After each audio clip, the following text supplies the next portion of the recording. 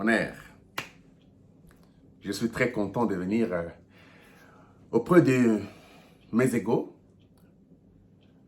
d'expliquer quelque chose de très important en tant que l'un des jeunes gens. Premièrement, je vous demanderai, avant de suivre cette vidéo, d'aller suivre la vidéo que j'ai faite hier. Là où je parlais sur le mystère des Elohim selon les sceaux. En fait, c'était les mystères des trois Elohim selon les sceaux. Suivez cela, c'est trop fort, avant de suivre cette vidéo ici, parce que si vous suivez celle-ci avant, je ne pense pas que vous allez bien comprendre ce que je vais parler ici. Et je n'aimerais pas faire beaucoup de temps dans cette vidéo ici, j'aimerais juste être clair. La question s'est posée sur ce que je parlais hier d'Abimelech. De savoir, mais bro life, si tu dis qu'Abimelech est celui qui était venu voir Abraham,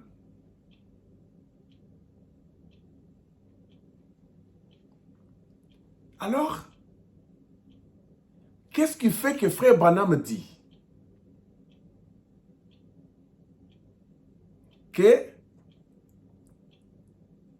quand Sarah et Abraham sont allés voir le roi, le pharaon, c'est quand vous lisez chapitre 15 de la Genèse, chapitre 15, vous verrez que à cause de la famine, Abraham a quitté là où il vivait, à Sichem, pour aller en Égypte se rechercher.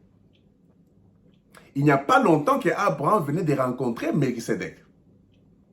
Quand vous allez au chapitre 14, Abraham a rencontré Melchisedec, mais quand Melchisedec l'a béni, il n'était pas encore Abraham, il était toujours Abraham. Son nom n'avait pas encore changé, mais il était déjà le grand sacrificateur parce que Melchisedec était le roi de Salem,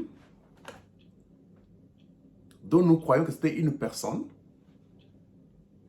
qui avait une plénitude de la théophanie, de la colombe de feu en soi.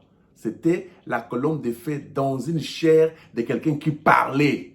C'est ça, Melchisedec. C'est pourquoi frère Branham dit que Melchisedec ici, plus tard, est devenu Jésus-Christ. Nous avons compris que si Jésus était Melchisedec et il avait la chair et le sang, nous comprenons que ce Melchisedec-là était une personne qui avait la chair et le sang.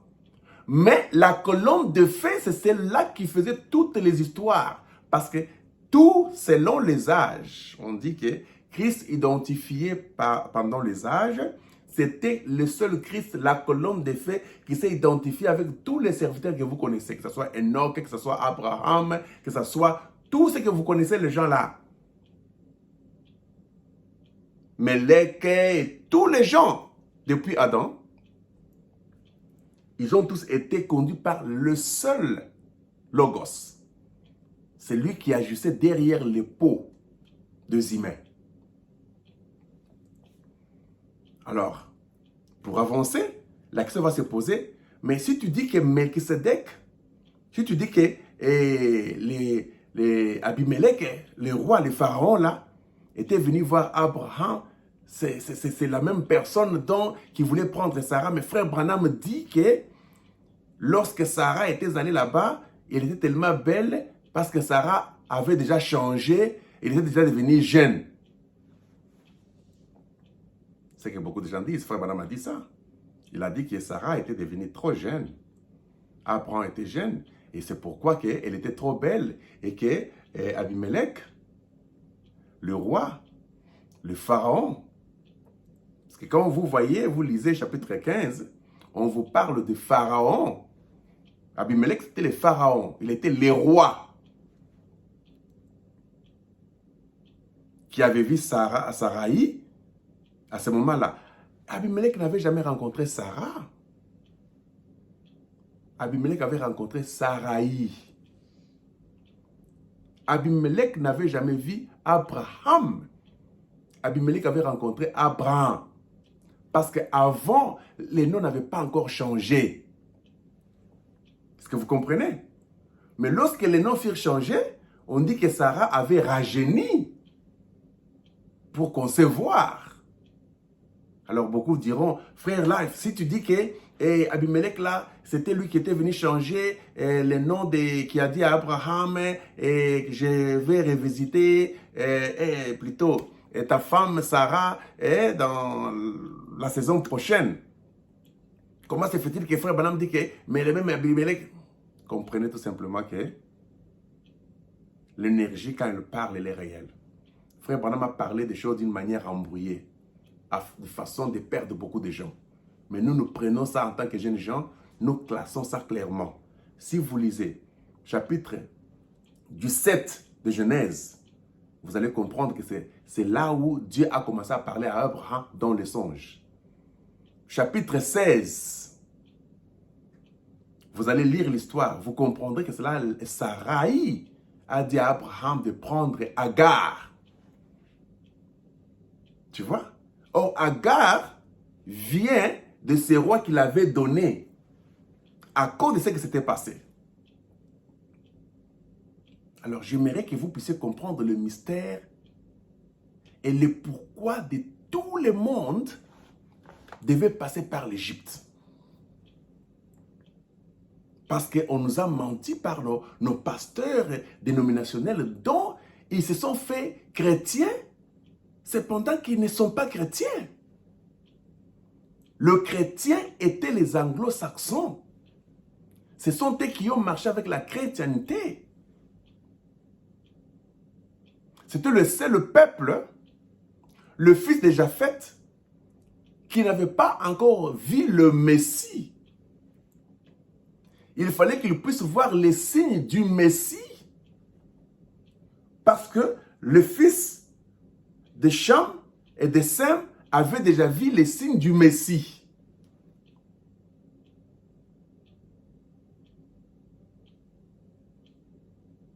Les pharaons, c'était des adorateurs de la parole réelle. Le pharaon, c'était comme des prophètes dans leur temps.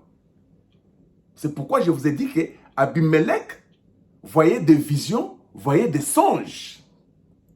Dieu s'est révélé à eux. Ils connaissaient Dieu. C'était un peuple de justes. C'est pourquoi il a dit à Dieu,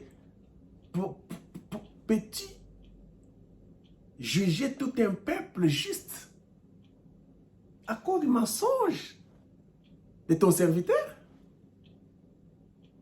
Dieu n'avait jamais condamné Abraham pour ça. Il fallait que Abraham puisse prier pour eux.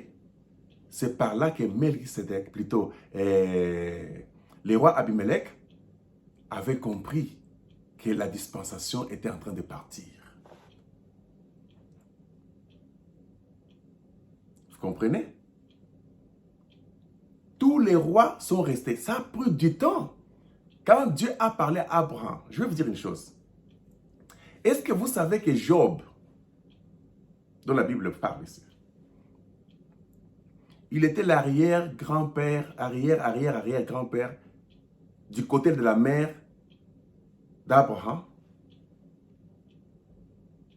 Job, quand vous suivez, Job habitait au-dessus de l'Irak. Parce que la mère d'Abraham ou d'Abraham avait pour mère, qui avait la mère, et la mère qui était la mère de Job. Il y avait Job qui avait une femme. Cette femme-là avait une fille, et une fille qui était l'autre fille, qui était la mère maintenant d'Abraham. 4e génération. Mais Job était le 13e fils dans sa famille, il était le cadet. Son histoire, quand vous lisez son histoire, parce que tout n'était pas écrit dans la Bible comme vous l'avez là, son histoire était écrite par ses grands serviteurs, c'était des grands serviteurs à lui, qui écrivait toutes choses. Vous allez lire l'histoire de Job, comment Job a quitté jusqu'à venir en Égypte. Job était en Égypte.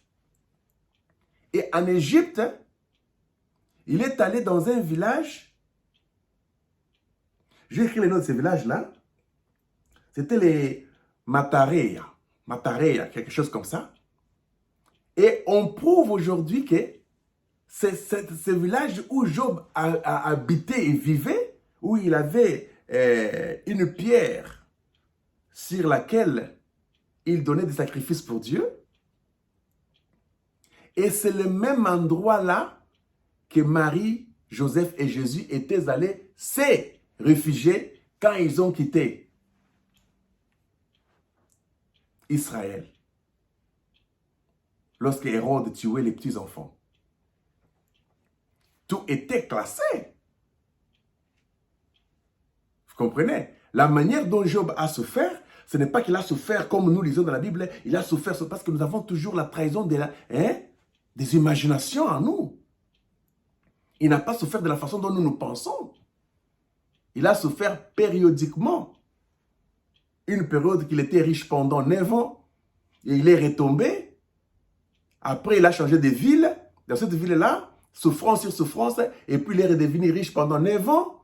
Il est tombé encore, redevenu pauvre, souffert sérieusement, et puis c'est là où il a beaucoup souffert. C'était plus en Égypte, parce que les gens qu'il avait trouvés à côté de l'Égypte là, c'était des adorateurs, des démons, des satans, qui sacrifiaient leurs enfants dans un grand animal dessiné, qui avait une bouche ouverte, dans lequel il y avait le feu dedans, et ils sacrifiaient leurs enfants à cet animal-là, comme c'est un dragon. Mais Job n'était pas content de ces comportements-là. Ce qui fait que Job n'aimait pas du tout rester avec ces gens-là qui étaient en Égypte, au début, qui n'étaient pas les Égyptiens comme tels, mais c'était des gens qui vivaient en Égypte. D'après l'histoire, on montre que Job est allé dans cette ville dont je vous ai parlé. Toujours en Égypte, où il vivait là. C'est là où on dit que les adorateurs de Satan qui étaient là, ils ont reçu les anges comme le Fils de Dieu, qui s'étaient transformés comme des fils de Dieu. Venant par là à Job avec douceur, comme quoi les condamnant en tout ce qu'il faisait, pour lui dire que le Dieu que tu adores ici n'est pas le réel Dieu. C'est pourquoi tu souffres, c'est pourquoi ceci, cela. Mais c'était pendant qu'il passait le test de Dieu. Mais il a persévéré jusqu'à ce qu'il a mis l'autel là-bas pour donner les offrandes à Dieu. Cet autel-là, c'est là où Jésus était venu avec Joseph et Marie.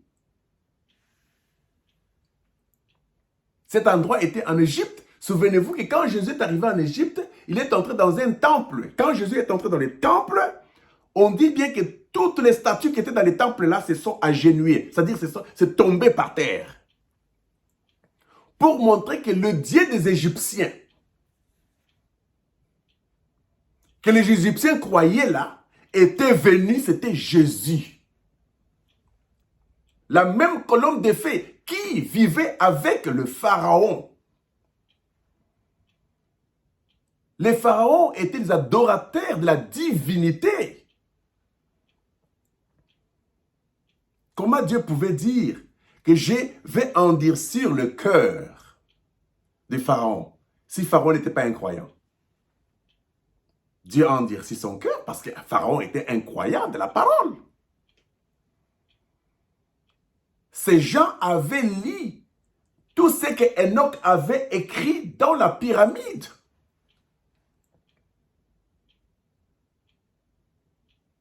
Job a vécu très longtemps.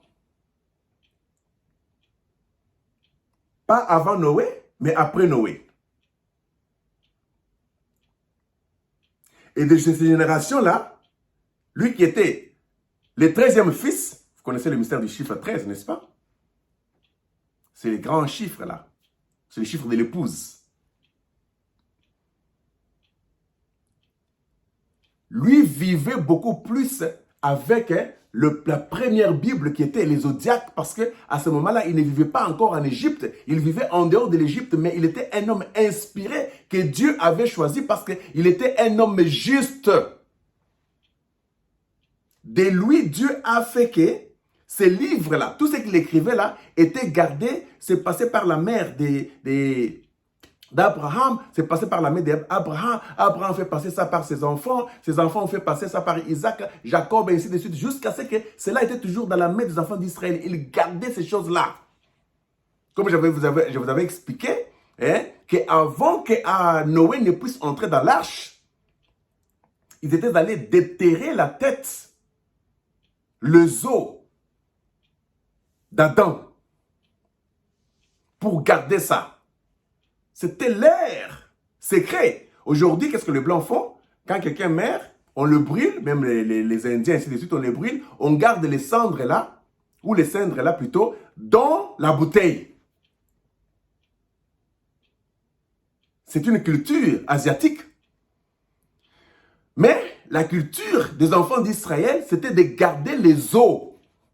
C'est pourquoi quand Jacob est mort en Égypte, il a dit que amenez mes os, même Joseph, amenez mes os chez nous. C'est pourquoi d'après l'histoire, on dit que quand Jacob était mort, on ne l'a pas enterré en Israël. Joseph l'a pris avec toute sa famille. Ils sont tous allés l'enterrer dans la terre promise, Canaan. Il connaissait le mystère de garder les os. C'est pourquoi les os de Joseph ont été transportés de l'Égypte avec les enfants d'Israël quand ils sont sortis pour aller enterrer ces os là-bas en Israël. C'était leur doctrine, leur croyance depuis le temps de Noé. C'est pourquoi Noé, quand il a gardé ça, c'est dans la lignée de Sem, le deuxième fils là, qu'on avait remis cette tête-là. Ce sont eux qui sont allés avec parce que c'est par eux, par cette lignée-là, que le deuxième Adam devait arriver. C'est pourquoi on a donné ça au deuxième fils qui devait amener cette bénédiction dans la ligne par laquelle Abraham est sorti et Abraham gardait les os. Le mystère des os d'Adam. C'est pour cela qu'ils sont allés avec ça pour enterrer dans ce que nous appelons la montagne de Golgotha. Il y avait la crâne d'Adam. C'est pourquoi on appelle Golgotha montagne des crânes.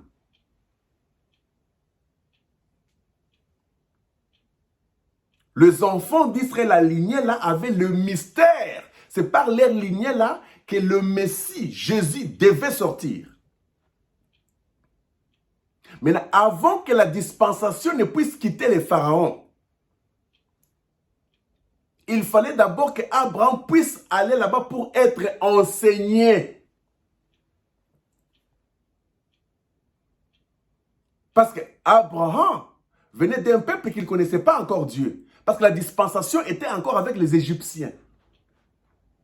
Abraham avait la culture de sa mère parce que sa mère était la fille d'une femme qui était la fille de l'autre femme qui était la fille de Job. Et Job, lui, quand Dieu lui parlait, Job ne lisait pas dans la pyramide. Job lisait dans les étoiles. C'est pourquoi il dit que Dieu fait apparaître les étoiles selon les zodiacs, selon leur temps. Or, Job croyait aux zodiacs parce que c'était ça la Bible pour Job. Il était le type de l'épouse, le 13e dans sa famille.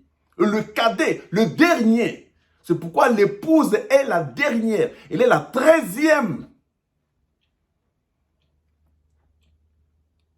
Et l'épouse, ce qui est arrivé pour l'épouse regarde plus les étoiles. C'est pourquoi la nuit, c'était les 7 étoiles qui sont venues.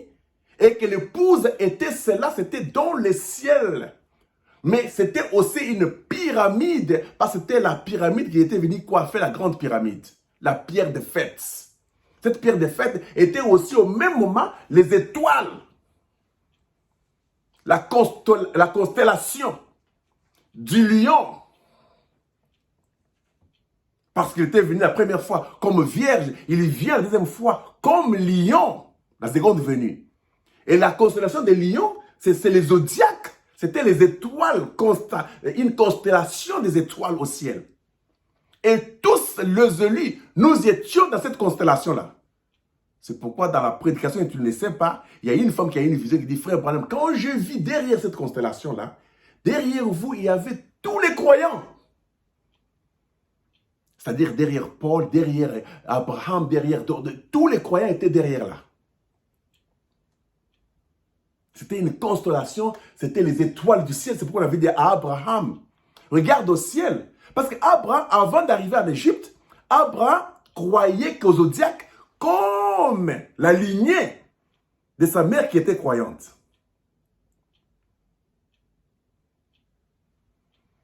Je pense que son père s'appelait Hébert, d'où même le nom des Hébreux est sorti.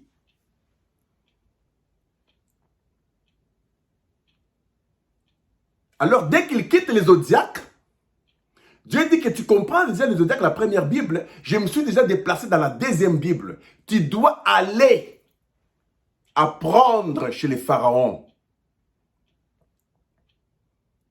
C'est comme ça qu'il est allé chez les pharaons pour apprendre. Et les pharaons, ils adoraient. Quand je dis ça, ce n'est pas les pharaons d'aujourd'hui dont regardez dans les films, hein, le blanc avec... Parce que la trahison de l'imagination vous trahit. Hein. Quand vous voyez les pharaons, vous voyez toujours les pharaons selon les films que vous avez regardés. Avec leur habillement, hein, comment ils mettent des chapeaux et tout ça. Ça, c'est une génération qui est venue après Abraham. La génération d'Abraham, c'était une génération lointaine. Les pharaons du temps d'Abraham, là, ils avaient les pots de bléau. Ils s'habillaient comme à l'Antiquité. Il n'y avait pas encore les habits comme dans le temps de Jésus, comme dans le temps de Moïse. Parce que les pharaons du temps de Moïse, ce sont des pharaons qui sont venus après 400 ans. Les pharaons qui ont vécu dans le temps de Joseph. C'est différent des pharaons du temps d'Abraham. Mais c'était le même pharaon qui s'est laissé le pouvoir. Et c'était les enseignants de Dieu parce qu'ils avaient l'or. Comme je vous avais expliqué que les trois mages qui sont venus voir Jésus, c'était les trois rois qui représentaient les trois fils de Noé. Le premier était venu avec l'or, le deuxième était venu avec l'encens et le troisième était venu avec le mur. Vous comprenez que ceux qui étaient venus avec l'or là, ils venaient de la lignée de Cham. C'est la première dispensation où Dieu a appliqué que l'or. Lorsque Joseph est arrivé en Égypte, Joseph était enseigné selon l'adoration des dieux égyptiens. Mais il gardait toujours les secrets de la lignée de Seth parce que Joseph, avec sa famille, ils étaient de la lignée de Seth, mais qui vivait dans la famille de la lignée de Cham. Vous comprenez un peu comment il y a ce que nous appelons les chevauchements. Donc, les deux doivent chevaucher ensemble et l'un doit maintenant monter, l'autre doit diminuer. Dieu prend la lignée de Sem, il le met dans la famille de Cham. Pour qu'eux tous puissent d'abord suivre cette adoration de Cham avant de prendre leur propre adoration. Dieu prend Joseph, il le met là-bas. Il prend Jacob qui connaissait l'adoration de son père. Isaac, il prend tout ça, il nous met tout le monde là-bas, ils adoraient selon les Égyptiens. Il n'y avait pas de problème parce qu'à ce moment-là, les enfants d'Israël n'étaient pas encore des esclaves. Et pendant 400 ans, mon cher ami, comprenez que 400 ans, c'est-à-dire que ce sont des générations, des enfants qui sont nés, ils meurent, ils mettent au monde des enfants, ils meurent 400 ans. C'est-à-dire que ça peut être, si quelqu'un vit par exemple, si c'est beaucoup, c'est 80 ans. Ou 100 ans, mettons 100 ans, quelqu'un qui vit après 100 ans. 4 générations. 4 générations de gens qui adoraient selon les dieux des Égyptiens. Parce qu'à ce moment-là, les enfants d'Israël n'étaient pas esclaves. Ils vivaient normalement, ils travaillaient comme tout le monde. C'était les deux races unis ensemble, vivant ensemble, avec des dispensations ensemble. Mais Dieu préparait une dispensation venant d'une autre dispensation. C'est comme ça que tous les enfants d'Israël, avant qu'ils ne soient esclaves, ils savaient que le Dieu qu'on devait adorer, c'était les veaux d'or. Ce n'est pas pour rien qu'Éphraïm, qui était devenu le roi d'Israël, des 12 tribus là, et s'était réfugié en Égypte. Or, Éphraïm était le fils de Joseph. Quand Éphraïm, parce qu'Éphraïm, sa mère était égyptienne. Joseph s'était marié à une égyptienne. Et cet égyptien-là adorait le Dieu de Pharaon. Joseph s'habillait comme Pharaon, il vivait comme Pharaon, ils avaient la même culture. Joseph, il a grandi en Égypte. Joseph ne connaissait pas l'adoration des enfants d'Israël comme il le faisait avant de venir. Joseph a grandi chez Potiphar, il a vu comment ces gens adoraient Dieu et que tout était prospère. Le pharaon lisait toutes les écritures dans la pyramide. La pyramide gardait le secret de la divinité. C'est pourquoi tous les pharaons devaient avoir la pyramide pour comprendre à la lettre l'enseignement de Dieu. C'est pourquoi Éphraïm, qui était le roi d'Israël, Zoroboam, je pense Zoroam, parce qu'il y avait Zoroboam et Zoroam. Maintenant, les rois des 10 tribus, ils venaient de la tribu d'Éphraïm. Avant qu'ils ne soient nommés chefs, selon la prophétie du prophète, pour dire que des habits, il a déchiré un habit pour dire que le royaume sera déchiré en deux. Il y aura les royaumes de Juda et les royaumes d'Israël, d'où nous appelons les Samaritains. Eux avaient pour roi Zoroboam. Et ce roi-là, il était de la lignée ou de la tribu d'Éphraïm. Or, Éphraïm était le fils de Joseph qui avait une mère égyptienne. C'est pourquoi on dit qu'Éphraïm avait amené les dieux de veau d'or, où il les a placés dans la tribu de Dan par son influence, où tous les enfants d'Israël allaient là-bas pour adorer les dieux veaux d'or. Est-ce que vous comprenez ça? Parce qu'ils croyaient que Israël était déjà Israël pour longtemps. Ils avaient déjà quitté l'Égypte depuis longtemps. Mais ils continuaient toujours à croire que non, le Dieu des Égyptiens là est Dieu réel, bien que la dispensation avait déjà changé. C'est pourquoi Dieu était fâché contre eux, parce qu'ils ont adoré Dieu en dehors de sa volonté. Ils ont servi Dieu en dehors de sa volonté. Parce que la volonté de Dieu avait déjà voyagé. C'était déjà dans la deuxième dispensation. Mais j'aimerais vous faire voir ici que la première dispensation n'était pas mauvaise. Tous, Jeannès et Jambres, c'était tous les serviteurs de Dieu. Parce qu'ils travaillaient pour les prophètes. Jeannès et Jambres, avec Pharaon, c'est comme William Marion Branham avec Billy Graham et Oral Robert. Dans une explication dimensionnelle. C'est eux des serviteurs. Ce sont eux qui ont initié Moïse. Moïse a grandi dans la maison royale. C'est pourquoi quand Paul parle en Actes des Apôtres, on dit que Moïse était enseigné en sagesse et en connaissance dans le royaume des pharaons. Et il était enseigné pour devenir pharaon. Pour devenir pharaon, tu dois être un homme inspiré. Il voyait déjà que cet enfant avait l'appel.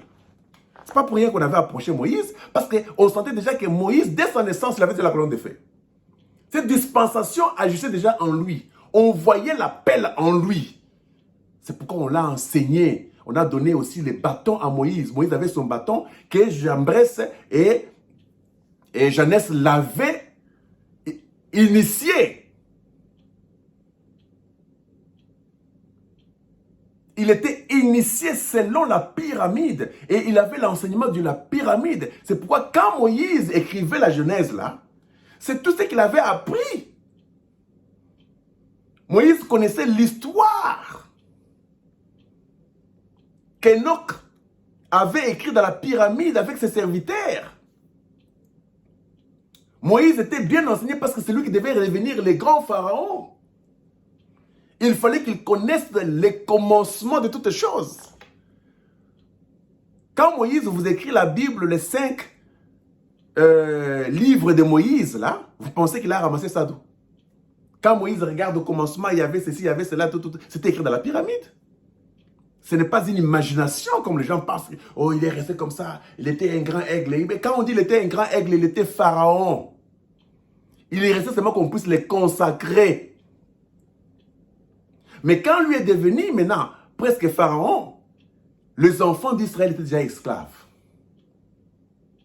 Parce que c'est dans la génération de Moïse que l'esclavage a commencé.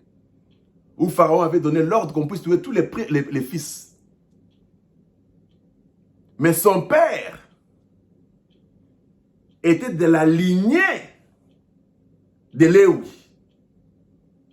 Et vous connaissez l'histoire de Léwi. L'histoire de Léwi a commencé par le temps de Melchisedec. Melchisedec était une personne qui existait. C'était un homme de paix. Il était le roi de Salem, qui veut dire le roi de la paix. Salem, c'est ce que vous appelez aujourd'hui Jérusalem. Il était le roi de Jérusalem, mais qui était appelé Salem à ce moment-là. Là où il vivait, c'est là où Salomon a construit le temple. C'est là où Jésus est entré pour prendre les livres et ouvrir. Dans le temple de Salomon, ouvrir. C'est là où se trouvait Melchisedec. C'est là où se trouvait son trône. Jésus était le Melchisedec. C'est pourquoi Frère Branham dit que Jésus était devenu Melchisedec. Quand on dit que Melchisedec n'avait ni père ni mère, Paul a parlé, je crois dans tout mon cœur que la traduction, quand on a commencé à interpréter la Bible, tellement qu'on changeait des interprétations, on a même changé par la foi intellectuelle, en écrivant, ils ont tourné le sens de la vraie chose. Si Jésus était Melchisedec, mais Jésus avait un père, non? Avait une mère, parce qu'il y avait l'ovule. Il y avait le sperme, il était sorti. De Dieu, bien sûr. Même la colonne des faits que nous parlons, la colonne des faits et le fils, c'est-à-dire il avait un père. Quand on dit que Melchisedec n'avait ni père, ni mère, ni commencement, ni généalogie, hein, je pense que les gens ont interprété ça comme ça, mais vous qui connaissez les sceaux, vous comprenez que le Melchisedec là qui était devenu Jésus, c'était la colonne de feu, Christ. Mais Christ était le fils, il avait le père. Mais seulement qu'on ne connaissait pas sa généalogie. C'était un homme très saint. Il était le grand prêtre. Il était le roi de la paix. Quand il a appris qu'Abraham s'est battu avec 10 rois, il a tué 10 rois et tout ça, son travail à lui, c'était de venir créer une alliance de paix. Il a vu Abraham, ils se sont rencontrés à Gaza, dans une vallée, où ils se sont mis d'abord, Melchisedec là-bas avait envoyé d'abord ses serviteurs pour dire à Abraham que non, Melchisedec va te rencontrer. Melchisedec était un homme très respecté, il était un homme très puissant. C'était quelqu'un qui était roi à Salem, qui était trop puissant. Lui, il était le roi de la paix. Il ne voulait pas de bagarres et tout ça. Quand il a appris qu'Abraham est allé se bagarrer, il a eu des problèmes, il a tué 10 rois et tout ça. Il dit que non, je dois aller rencontrer Abraham pour mettre la paix. Je ne veux pas les choses à se bagarrer et tout ça. C'est comme ça que Melchisedec est venu rencontrer Abraham. Melchisedec n'avait jamais rencontré Abraham. Parce que lorsque Melchisedec a rencontré Abraham, il n'était pas encore Abraham, il était Abraham. C'est comme ça qu'il était un bagarreur. C'était quelqu'un qui venait d'une lignée de bagarre, cet homme-là. Abraham ne blaguait pas. Il vient de l'Irak. De l'Irak, ils sont sortis pour aller en Russie, en Syrie.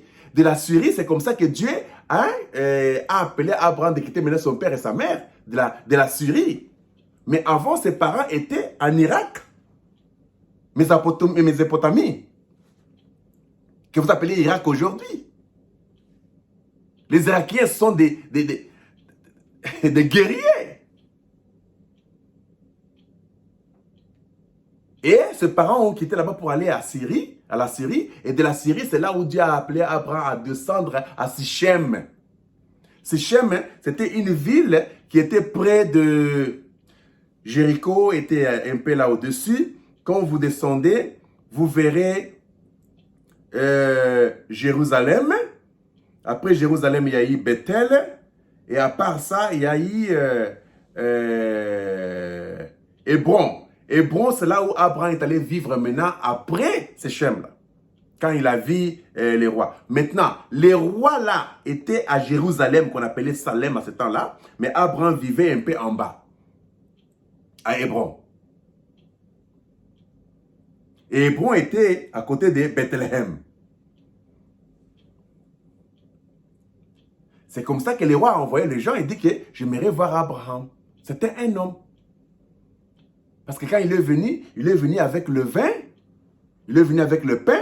On dit que le pain là avait la forme ronde, comme ovale, la forme ovale. Et quand vous voyez la colombe de feu a la forme d'un pain, a la forme ovale. Le pain descendu du ciel. Il a pris le pain, il avait, c'était sur un animal qu'il avait apporté. Il y avait le vin ici, il y avait le pain là-bas. Il le prend. Abraham n'était pas seul. Mais c'est lui qui a été béni. Quand il a coupé le pain, et comme Jésus l'avait fait, il avait une coupe un peu transparente. Cette coupe-là, c'est là où il avait versé le vin qu'il a donné à Abraham. Parce qu'Abraham lui avait donné la dîme de tous ses biens. Vous comprenez? Et cette coupe-là, on dit que c'est la même coupe-là qui a traversé de génération en génération parce que Melchisedec avait laissé cette coupe-là, du vin-là, à qui? À Abraham. Abraham a dit ça à Isaac, Isaac a donné ça à Jacob, Jacob a donné, c'est resté jusqu'à ce que Moïse a eu ça.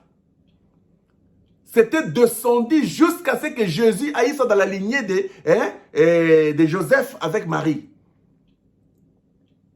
Ils ont donné ça à Jésus-Christ. C'est la même coupe là de Melchisedec là, selon l'histoire, que Jésus a utilisé pour le vin, qui fit son sang. C'est pourquoi Jésus a fait la même chose que Melchisedec avait fait. C'est pourquoi Jésus était le grand sacrificateur selon l'ordre de Melchisedec. Parce qu'il avait la même coupe. On a amené le pain et le vin pour montrer que Abraham n'était pas seul. Il y avait le Jean à côté. Je ne vais pas vous scandaliser en vous citant quelques personnes qui ça peut vous scandaliser. Mais son nom n'avait pas encore changé. Et c'est comme ça qu'il a eu la paix en lui. Il a eu en mangeant la chair et le sang. Il était devenu très fort et très puissant. Il pouvait même avoir le courage de sacrifier son fils Isaac. C'est pas facile ça. Et après cela, c'est comme ça que Abraham maintenant est allé maintenant en Égypte. C'est là où l'initiation a commencé. Mais les rois de Salem connaissaient déjà les Égyptiens. Parce qu'il était roi, les Égyptiens aussi étaient des pharaons, c'était des rois aussi.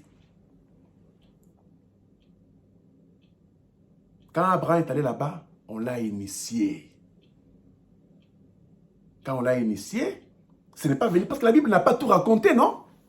Je ne peux pas vous dire chaque jour ce qu'Abraham faisait en Égypte, combien de jours Abraham a fait en Égypte, combien de mois, ce qui s'est passé. Il n'était pas seulement assis comme ça, 2 phrases, 3 phrases, on écrit dans la Bible, c'est fini.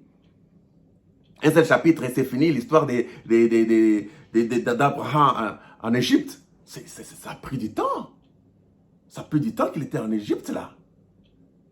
Comment on dit que quand Dieu a maudit le peuple d'Abimelech, on dit que toutes les femmes étaient devenues stériles. Et c'était un jour. Pour qu'on puisse comprendre que toutes les femmes sont devenues stériles, il fallait que chaque femme arrive à son temps mensuel, non? Ça a pris du temps, ils sont restés depuis longtemps. Et ils ont compris qu'Abraham était le serviteur de Dieu parce que Dieu s'est révélé à Abimelech dans les songes. Souvenez-vous que Dieu s'était révélé aussi à Abimelech qui était le pharaon. Il s'était révélé aussi à Pharaon du temps de Joseph. Tous les pharaons là-bas, ils avaient les secrets de la pyramide. Parce que Dieu avait changé des dispensations. Il n'était plus maintenant dans les... bien qu'il avait parlé à Abraham, selon le langage de Job, qui regarde au ciel. Ta descendance sera comme les étoiles du ciel. Il voyait les Écritures. Il voyait la nuée. Il voyait les Écritures. Et maintenant, c'était une seconde dispensation de la Bible écrite dans la pyramide. Il dit maintenant, vous allez apprendre ça parce que de cela, c'est que vous allez apprendre ça, vous allez les mettre maintenant dans les papiers qui sera la Bible écrite. C'est comme ça que tout ce que Moïse avait appris dans la pyramide, c'est Moïse qui avait les secrets de toutes ces choses là-bas. Il avait les secrets de Dieu où il a commencé une nouvelle dispensation. Moïse était le seul de comprendre que la dispensation avait changé. Parce que Moïse était roi, il était pharaon. Il était roi sacrificateur. Vous comprenez? Et prophète. Les rois de Salem étaient rois, sacrificateurs et prophètes. Les pharaons étaient les rois, sacrificateurs et prophètes. C'est-à-dire qu'ils voyaient des visions. C'était des rois. Leur dispensation, on les appelait des pharaons. Et Moïse était déjà au niveau des pharaons. C'est pourquoi on l'appelait roi. Souvenez-vous que le grand sacrificateur Melchisedec était roi aussi. Il était aussi prophète parce qu'il a béni Abraham. Il a vu des choses au loin. Il a dit beaucoup de choses à Abraham. Il a répété la même bénédiction. Je n'ai pas le temps de vous parler ici. Vous comprenez? J'aimerais que nous puissions enlever en nous tous ces enseignements-là démoniaques, que le genre de l'Égypte était des démons, ils adoraient Satan et tout ça. Non, non, non. Seulement lorsque l'onction de Dieu quitte d'une dispensation à une autre, c'est que vous adorez là, vous adorez Satan, c'est vous adorez Dieu en dehors de sa volonté. C'est comme ça que Moïse est quitté. Il a quitté là-bas et ils ont commencé une nouvelle dispensation. Mais les enfants d'Israël, parce qu'ils ont vécu là-bas pendant 400 ans, quand ils sont arrivés dans le désert là, ils disent à Moïse, mais non, écoutez, ton Dieu ici, il nous fait souffrir, on souffre ici, on ne voit pas, c'est clair, tout. Mais Dieu était en train de faire sortir d'abord cette dispensation-là. Il fallait que Dieu les lave de cette dispensation de l'Égypte de l'or. Pour mettre en œuvre les sacrifices. Or, les sacrifices n'est pas facile, vous devez souffrir. C'est une dispensation très difficile que les enfants d'Israël ont eue. De la voix maintenant des Sem. Et de là, ils ont retourné dans les dieux d'Israël, et tout, plutôt dans les dieux d'Égypte. Et Moïse n'était pas content parce qu'il a compris que ces gens continuent toujours à adorer. C'est une dispensation déjà passée. Et vous connaissez l'histoire. Jusqu'à ce que Jérusalem est arrivé et tout était là-bas. Bon, vous connaissez l'histoire, comment Dieu s'est révélé avec les enfants d'Israël, comme ils étaient devenus des prophètes, et ainsi de suite. Tout ce que vous connaissez. À la fin, ils ont rejeté Jésus et il fallait maintenant que la dispensation quitte maintenant les enfants d'Israël. Maintenant, écoutez maintenant très bien. Moïse était parti en Égypte. Jésus était parti en Égypte. Comprenez le problème qu'il y a là, c'est que tous ces gens partaient en Égypte. Pourquoi? Parce que c'est là, ils avaient tous les secrets. Quelque chose que Dieu a déjà touché, hein? Même si Dieu les quitte, ça devient toujours mystérieux. La Bible ici, même que Dieu n'est plus là-dedans, les gens utilisent toujours la Bible ici comme un mystère, parce que c'est toujours un peu mystérieux. Le brochure et tout, c'est toujours un peu mystérieux, d'une manière ou d'une autre, parce que Dieu était des passages là-bas. Quelque chose que Dieu a touché. Satan a besoin de ça parce que c'est qu'il y a les empreintes de Dieu là-dessus. Mais l'onction est ailleurs.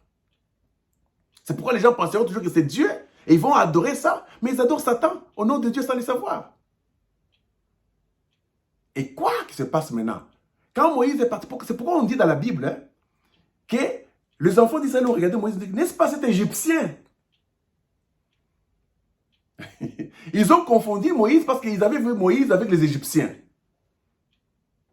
Les enfants, quand Moïse a quitté l'Égypte, il est allé chez Jéthro et qu'il a sauvé sa fille qui était attaquée par des petits bandits. Comme il était très entraîné, il était bien un bon bagarreur, il les a collés très bien là et puis il a récupéré les filles de Jéthro. Il dit, mais vous êtes rentré un peu avant comme ça, pourquoi normalement vous restez là-bas et tout. Il dit que non, nous étions attaqués, mais un Égyptien nous a aidés. Donc il ne savait pas que Moïse n'était pas égyptien, tout le monde savait que Moïse était égyptien. Et un Égyptien, c'était un maître. Moïse était appelé égyptien. Jésus venait aussi de l'Égypte, il était noir. Il a vécu en Égypte, ce n'est pas un petit blanc qui a vécu en Égypte, c'était un noir qui a vécu en Égypte. Mais lui n'était pas de la lignée de Sam. Il était de la lignée de qui? De la lignée de Sem. Mais souvenez-vous que Jésus était l'ensemble de tous les trois. Parce qu'on l'a amené les trois dons appropriés. L'épouse, c'est la race de toutes les trois races ensemble, dans une seule personne. C'est pourquoi dans l'épouse est composée de trois races spirituelles. L'épouse est composée de la divinité au service de la mort dans un bloc. Et les trois fils de Noé devaient passer le service dans un seul homme. C'est comme ça quand il a été rejeté, il dit maintenant, j'ai terminé avec la première race de Noé, la deuxième race de Noé, il reste la troisième race de Noé qui était Japheth, les anglo-saxons que nous appelons les blancs.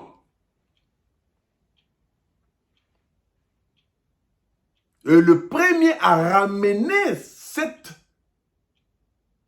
dispensation était d'abord dans l'ancienne dispensation d'Israël. Tu vois les chevauchements que Paul est passé. Paul était d'abord dans l'ancienne dispensation. Il a vécu dans l'ancienne dispensation. Il devait quitter cette dispensation là-bas pour entrer dans une nouvelle dispensation qu'il appelait une nouvelle alliance. C'est pourquoi Paul, quand il a commencé à parler, il blâmait même les pierres et les autres là-bas pour dire que vous êtes encore restés dans des choses charnelles. Ne pas manger avec les païens, vous appelez les autres là, ce sont des païens, et ainsi de suite. Il dit que non, tout a changé. Il fallait que Paul puisse aller 3 ans et demi pour aller apprendre le mystère en Égypte. C'est pourquoi on l'a appelé égyptien. On l'a vu là-bas. Paul était dans la pyramide. Il a lu les choses. Quand il a amené la troisième dispensation chez les anglo-saxons, c'est pourquoi la chrétienté, ça ne nous concerne pas nous. Nous, notre temps, c'est-à-dire que Couche, qui était le fils de Cham, jusqu'à Canaan, c'est là où viennent les Égyptiens. Les Égyptiens viennent de Couche. C'était trop noir. C'est là où se trouvent les Congolais, les gens de Bénin et tous ces gens là-bas. Nous sommes de la lignée de Couche. Et puis il y avait la lignée de Canaan, là où se trouvaient les rois de Salam. Ok? Et cette terre-là, Dieu a donné ça au fils de Cham, mais qui venait de Mésopotamie. Parce que vous savez que Job vient de la lignée de Sem. Ils étaient tous là-bas au-dessus. Et maintenant, là, il fallait maintenant que la parole puisse aller maintenant chez les anglo-saxons qui étaient les 7 messagers. Les 7 messagers-là sont venus avec une différente dispensation. C'était le mur où ils parlaient plus de la mort, du parfait sur la mort.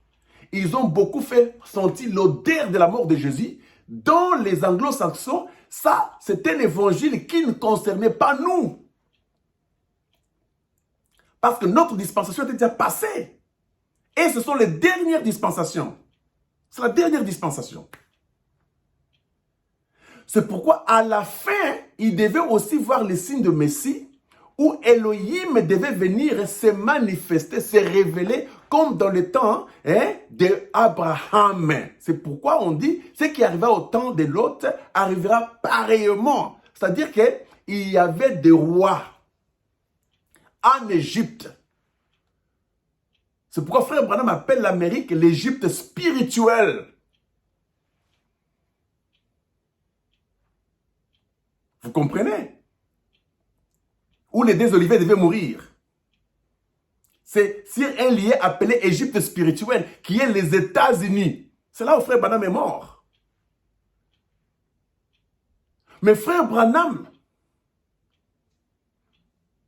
comme étant aussi le temps, les Abimelech ou bien les pharaons du temps de la fin, parce que les pharaons, ce sont ceux qui étaient comme les Elohim.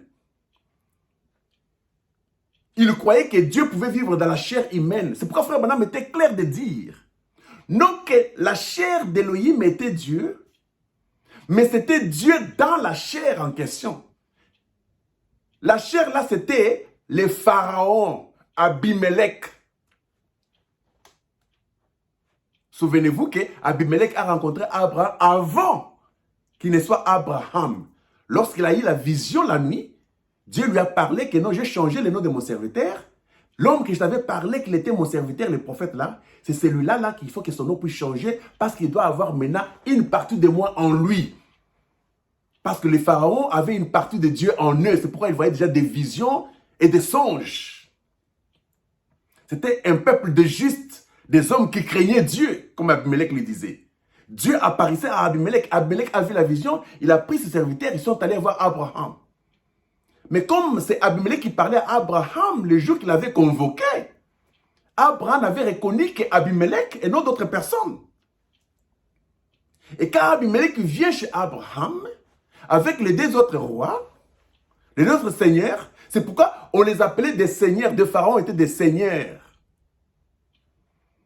Il a dit à Abraham, il vient chez Abraham, Abraham les a vus au loin. La Bible dit qu'Abraham a couru, parce qu'Abraham connaissait Abimelech. Il a couru, il dit, mon Seigneur, pouvez-vous venir un peu chez moi, un peu prendre de l'eau? Ils sont allés chez Abraham. Maintenant, Abimelech connaissait Sarah, pendant qu'il était Saraï. Abimelech savait que non, cette femme-là, c'est la femme que j'aimais. Et quand il parle à Abraham, Sarah était là derrière. Il dit, oh, Abraham, ta femme aura un fils, tout ça. Sarah rit. Est-ce que vous savez ce que Sarah riait? On n'a pas dit de quoi Sarah riait. Je sais que Sarah savait que Abimelech, ici, c'est la même personne là qui m'aimait. Comment il dit à Abraham, je reviendrai à la même période? Je reviendrai à la même époque. Pour faire quoi? Mais à ce moment-là, Abimelech ne pouvait pas venir prendre Sarah, la femme d'Abraham. Parce que Dieu l'avait déjà dit que celui-ci, c'est la femme de mon serviteur. Il sait que Dieu l'avait déjà frappé avant, à cause de Sarah. Donc, il ne pouvait pas venir prendre Sarah. Mais Sarah m'a dit que j'ai vécu avec lui, non? Dans sa maison. Je sais comment il m'aimait, comment il me chérissait. Il m'avait donné des servantes. J'avais Agar et tout ça. Maintenant, il vient ici pour me dire que Sarah aura un fils. Il a encore besoin de moi ou quoi? Sarah a ri. Mais comme Abimelech était le serviteur de Dieu, c'était Elohim dans la chair d'Abimelech, il a discerné la pensée. Il dit, pourquoi Sarah, ta femme, a ri? Abraham n'avait jamais répondu parce qu'Abraham savait que cet homme ici a des visions. Il a le discernement. Maintenant, ces signes-là devaient arriver aussi au temps de la fin. C'est pourquoi frère Branham est allé aussi en Égypte. Quand il est allé en Égypte, il était bien pharaon. On l'a initié. C'est pourquoi les gens qui ont marché avec frère Branham, c'était des francs-maçons. Les francs-maçons, ce sont les gens qui sont allés en Égypte. Les francs-maçons connaissent très bien la pyramide. Souvenez-vous l'histoire de la pyramide que les francs-maçons ont. Dans leur argent en Amérique, tout ce qu'ils mettent toujours l'œil, et ils mettent la pyramide en une God with trust. Tout ce qu'ils mettent là, c'est par rapport à la pyramide, parce que l'argent même des Américains, en Amérique là-bas, il y avait déjà une pyramide en Amérique. Les Français ont créé une statue de la liberté, une femme. Ils ont amené ça en Amérique. Tout était amené maintenant en Amérique. Mais frère Branham est descendu lui-même en Égypte. Il est entré dans la pyramide d'Enoch. Mais Dieu l'avait laissé de marcher avec l'onction. Tu vois, de Paul et tous ces gens là-bas, il a prêché comme Paul, il a parlé comme le gens de la lignée de Sem, avec les services. C'est pourquoi Frère Branham était d'abord venu avec les services, il était venu avec les services. Mais à la fin, il a compris que non, non, non, non, non. Les dons appropriés pour nous, c'est le mur. C'est pourquoi il a parlé, j'acquis cette génération d'avoir crucifié Jésus pour la deuxième fois. Et nous allons venir avec le mur. On va mettre l'odeur. L'odeur de la mort de Jésus-Christ s'est sentie partout au monde. Où William Marion Branham a parlé de Jésus partout au monde. Il a fait 7 fois le tour du monde en train de parler sur. Parce qu'il fallait que les dons appropriés là arrivent partout. Parce que quand les 3 ont donné les dons là, le 3e a donné les dons, le 2 était là. Il fallait qu'il puisse faire les 7 fois le tour du monde. Pour donner le mur. Et les gens ont senti l'odeur, dit, oui, croyons, Jésus était mort. Il n'y a personne qui a parlé sur la mort de Jésus comme William Marion Branham. Et cela, c'était pour les anglo-saxons. Et lui, comme il était aussi en Égypte, il revient comme Pharaon. Parce que tout celui qui venait de l'Égypte, tout celui qui est entré dans la pyramide, il devait sortir comme un homme illuminé. Frère Branham était le pharaon des anglo-saxons. Il était le Abimelech de l'anglo-saxon. C'est pourquoi il venait discerner le pensée des esprits des gens. C'était le roi. C'était le messager de l'âge de la Odyssée qui étaient les anglo-saxons. Tous les blancs devaient connaître qui il était. Et après ça, c'est à ce moment-là qu'on devait mettre fin aux dons appropriés. Parce que les dons n'étaient pas les donataires. Les donataires lui-même maintenant, c'était l'épouse, le sceau révélé. Quand les sceaux viennent, ils mettent fin aux dons appropriés. Parce que le plan de la rédemption est terminé. C'est pourquoi nous vous disons avec certitude que le temps de la Bible est terminé. Le temps du judaïsme est terminé. Le temps de la pyramide en Égypte est terminé. Parce que tout est devenu épouse aujourd'hui. Nous avons l'application spirituelle et nous vivons que par l'inspiration. Et quand Frère Branham est venu avec l'enseignement, selon la pyramide réelle ici, il a parlé des choses, On dit qu'on ne faisait que présumer, il ne faisait que s'aventurer sans aucune autorité de sceau.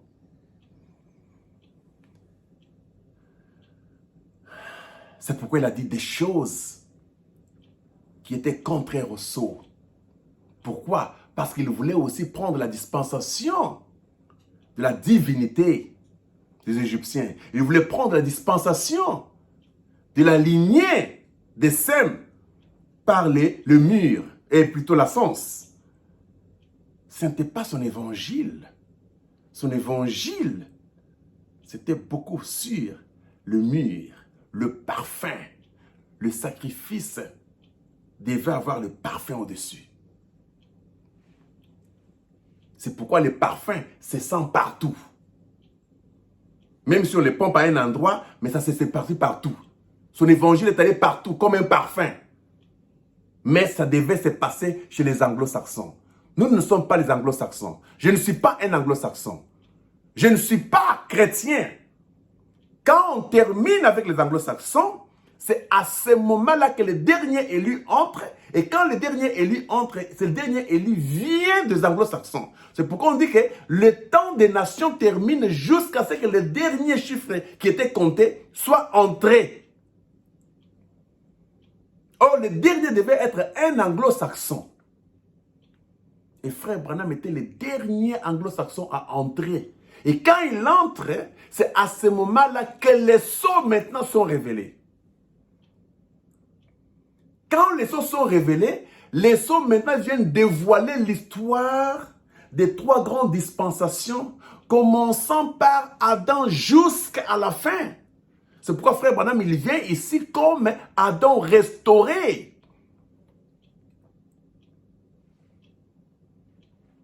Il prend maintenant tout ce qu'on avait laissé en suspense dans la dispensation des pharaons, dans la dispensation des judaïstes ou des enfants d'Israël et dans la dispensation des anglo-saxons. Il prend tout ça, il le met ensemble, il révèle le plan de la rédemption.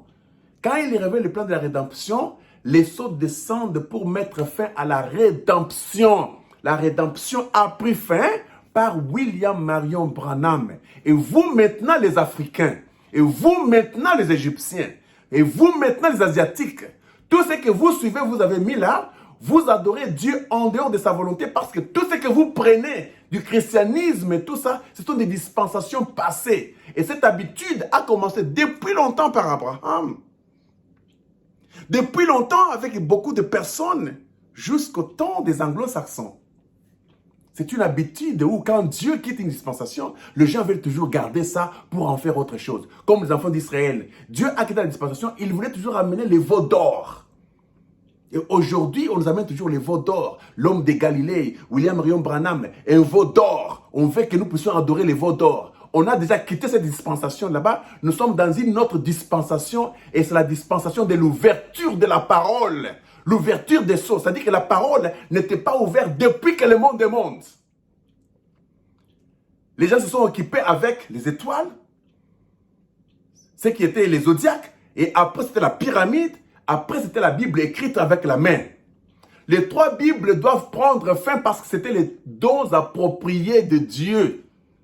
Les zodiaques, la pyramide et la Bible. Les trois dons de Dieu devaient prendre fin. Maintenant, pour que la véritable parole soit ouverte, et la parole ouverte, le troisième pile, c'est une parole non écrite. On dit que le soleil n'avait jamais frappé là-dessus sur les cailloux blancs. Ce n'est ni dans les brochures, parce que les brochures ont beaucoup plus parlé du plan de la rédemption. Toutes les brochures que vous lisez là-bas, ça appartient aux anglo-saxons.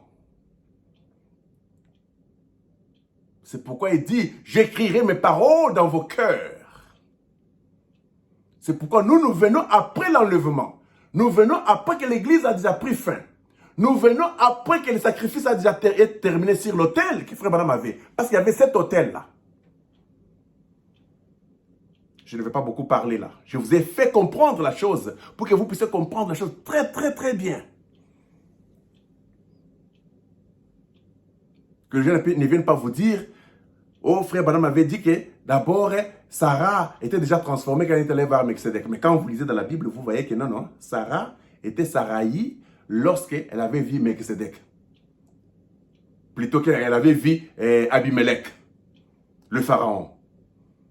Frère Branham a parlé de choses d'une façon embrouillée. Moi, je ne peux pas utiliser les termes Frère Branham a menti, il ne mentira jamais. Mais là, ça m'a parlé d'une façon embrouillée pour perdre beaucoup de gens. Mais nous venons en tant que jeunes gens pour mettre toutes choses claires, comme la mer de cristal. Le temps de pasteurs terminé, le temps des églises terminé, le temps des anglo-saxons terminé, le temps des juifs terminé. C'est pourquoi les juifs qui sont ici sont les faux juifs.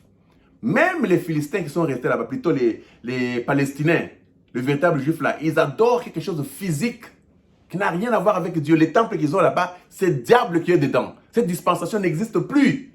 Dieu ne retournera plus dans quelque chose qu'il a déjà laissé.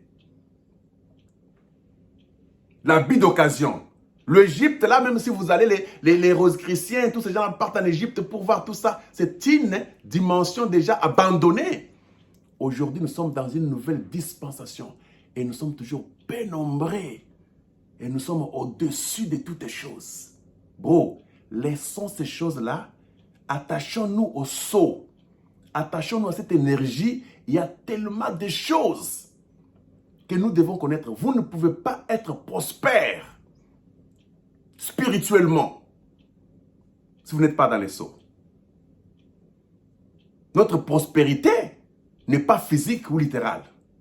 Mais quand vous comprenez ces mystères ici, ça fera que même votre serpent aura certaines choses que vous avez besoin. c'était ProLife. Je suis très content de vous parler sur le grand mystère d'Abimelech, le pharaon d'Égypte,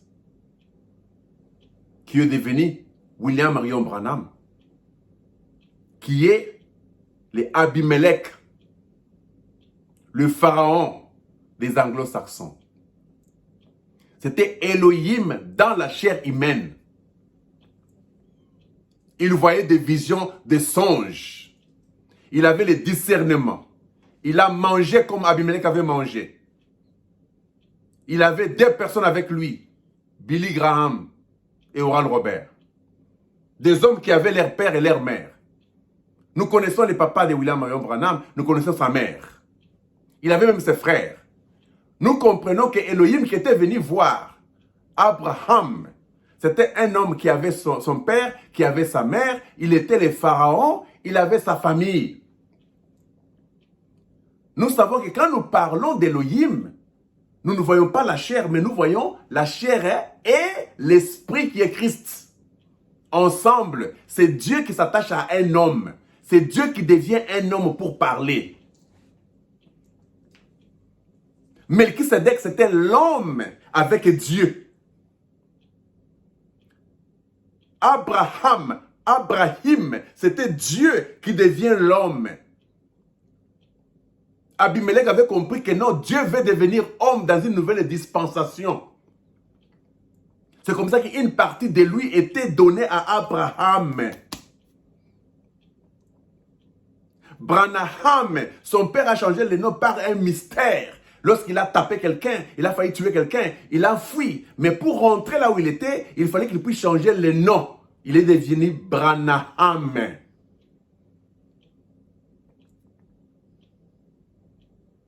Est-ce que vous comprenez ces choses-là?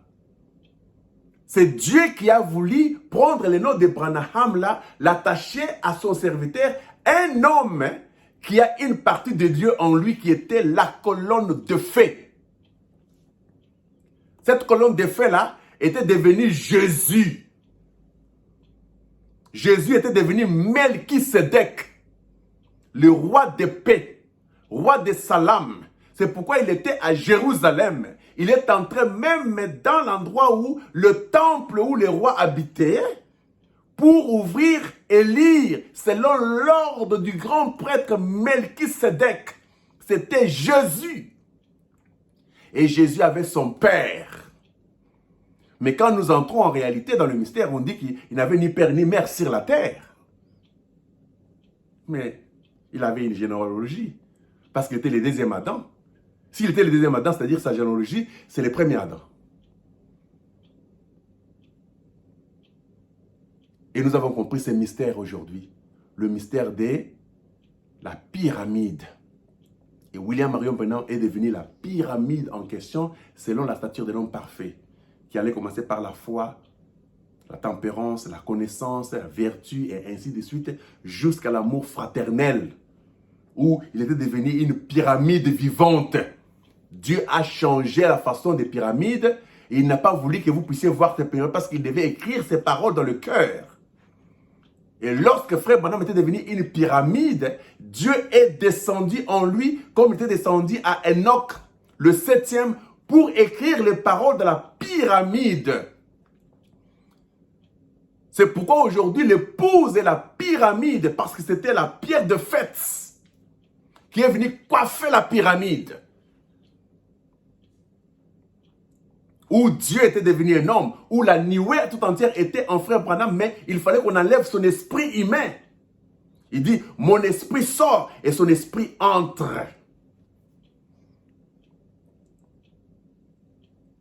Il n'avait plus besoin d'aller à Jérusalem là-bas parce que Dieu l'a défendu d'aller à Jérusalem parce que la dispensation là s'est déjà passée. Il est en Égypte, il dit qu'il rentre. Bien qu'il n'était pas en Égypte là, il a suivi les enseignements des choses charnelles. Dieu a dit que tu es une pyramide, tu es Égypte spirituelle. C'est là où tout s'était passé.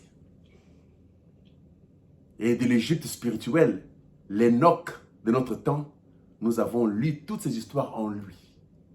Et quand nous suivons Frère Branham aujourd'hui, nous le suivons aujourd'hui comme étant Adam restauré. Parce que Adam avait l'homme du commencement qui était la nuée blanche. Cette nuée blanche qui était en Adam, que Adam avait fait sortir, ça l'a quitté avant qu'il ne puisse tomber. Cette nuée blanche est revenue. C'est en tant Frère Branham, c'était l'ouverture des sceaux, c'était la manifestation des fils de plusieurs. Et ces fils se sont déjà manifestés et partis. Cette énergie est restée et c'est nous qui avons cette énergie aujourd'hui pour expliquer les choses. Je ne suis pas seul, nous sommes nombreux. Quand je dis nombreux, ce n'est pas beaucoup. Aujourd'hui, on a annoncé que le monde a atteint 8 milliards de personnes sur la Terre. Allez suivre les informations. On dit que dans ce jour ici, le monde a atteint 8 milliards. C'est-à-dire que même le temps vous dit que nous sommes dans le chiffre 8. Nous ne sommes plus dans le chiffre 7, le chiffre du millénium, ou le chiffre du 7e messager. On a dépassé le temps de William Branham, on a dépassé le temps du millénium, nous avons dépassé le temps en question. Nous sommes au-delà du temps, parce que le chiffre 8, c'est le chiffre qui est en dehors du temps. Le monde a confirmé publiquement à la télévision, dans les Google, partout. Allez-y, vous allez voir qu'on a atteint le chiffre 8. Or, le 8, c'est le spirituel. Le 8, c'est l'épouse. Le 8, ce sont les sceaux révélés. Le 8, ce sont les mystères. Vous allez rester avec le 7 aujourd'hui, ça ne marchera pas. Le 6, ça ne marchera pas. Aujourd'hui, nous parlons du 8. Dans le monde de la science, marche toujours avec la parole et la science a prouvé la chose que nous avons toujours cru. On est au 8e jour. C'était BroLife, votre ami. Grand shalom, cette vidéo était nécessaire pour vous, pour que vous puissiez comprendre en profondeur. Je vous aime beaucoup et grand shalom. Au revoir.